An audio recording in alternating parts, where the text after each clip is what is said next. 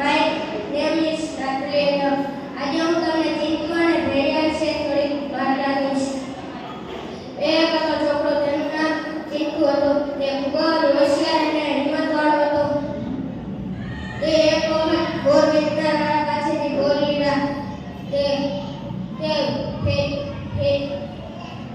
ફેરિયાને કહે કે તમે કેમ મને બોર તોલમાં ઓછા આપ્યા? તો કહે